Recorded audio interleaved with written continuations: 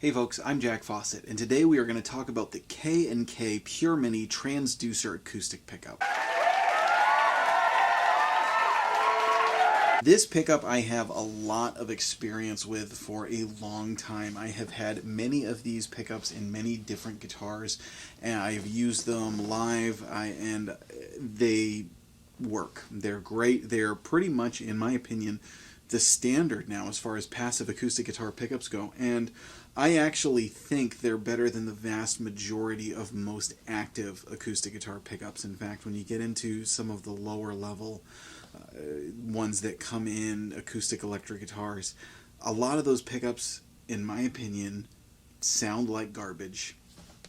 They just do. I'm not a fan of them. I think they sound brash. I think they sound awkward. They have EQs that don't particularly work very well. They don't sound good going into a raw sound system. Here's the deal with this. Now it's a 3-head transducer pickup. So it's got these 3 little sensors that mount under the bridge plate and then go to the back. It's passive, so you don't need to worry about replacing a battery or anything like that.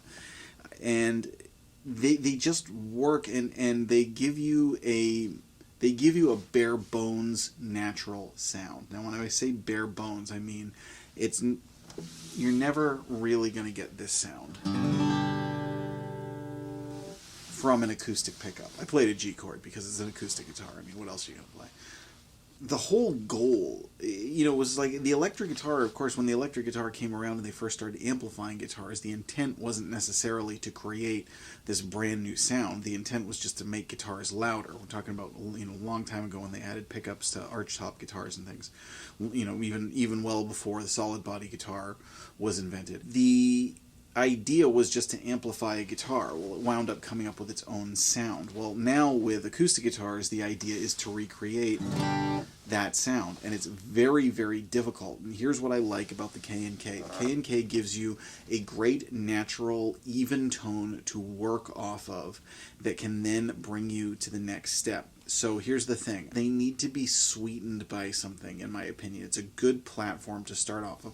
I like to think of that as kind of like an electric guitar. Like, with an electric guitar, you need a good amp. You probably want some sort of effects in there. You probably, most players are going to want some level of drive. You might want a little bit of reverb or some delay or different things. Well, the K&K gives you just a great platform to go like in that direction from. They're not terribly expensive, and they're not too obtrusive with the guitar. So where these really shine is when you get into an acoustic amplifier, and then even if you add a little bit more on top of that. Today I'm plugging into a Fender Acoustic SFXII, and I'm also next gonna show you this, just how much better it can sound with just a little bit of EQ added. I'm going to use an EQ pedal, and it's not an expensive EQ pedal. It's a Joyo EQ pedal. They're like $40, and the thing is that EQ pedals are probably not the sexiest pedal on your pedal board. I mean, they do have the fancy lights and things, so there's that. But most people aren't going to want to spend a ton of money on an EQ pedal, but you can find less expensive EQ pedals that get the job done. So I'm going to put a link to that one in the description to where you can get it on Amazon. That's an affiliate link. If you buy through that, it helps me with the channel, so that would be great. I do want to mention also, this is not a sponsored demo. I have owned many K&K Pure Minis. I have bought them all. I have never spoken with the K&K people. They have no idea that I'm doing this review.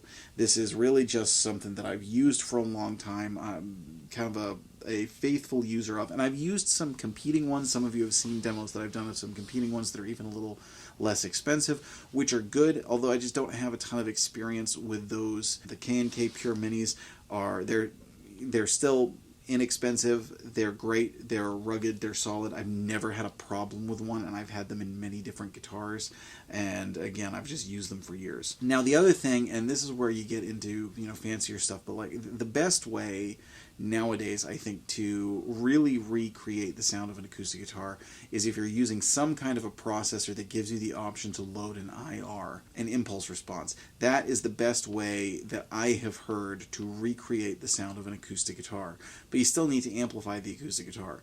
And I think the K&K gives you the best starting point to go into even that with. So again, it's just like, it's a solid pickup that sounds good on its own, that can sound great if you add a little bit to it. So next I'm going to play a little bit more and just play with the tone going right into the amp, and then also kick on the EQ pedal so you can hear how, you know, just kind of boosting certain treble frequencies. Really one of the big things is cutting some of the lower mids that get really boomy and kind of flat and wubby when you're playing. And just try to get as much of that beautiful resonance back as you can for when you're performing. Because it's terrible when you go to a gig and you're all excited and you're all inspired and you plug in and you hit a chord and it just sounds like this flat, farty mess, and you're just like, oh, your inspiration just kind of wisps away. It's just gone. Now, there are certainly a lot of other tricks you can do if you are not using some sort of a digital workstation where you can load an IR, that you can do to sweeten your tone. The DI is the obvious one.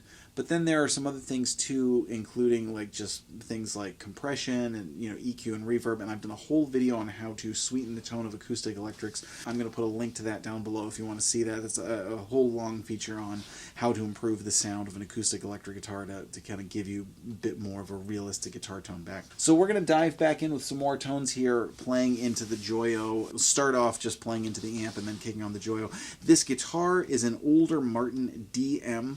This is a solid spruce top with mahogany back and sides. This is an American-made Martin Dreadnought. The current model that Martin is making like this is called the Custom D Classic, which I believe is essentially the same thing, although I'm not positive on that.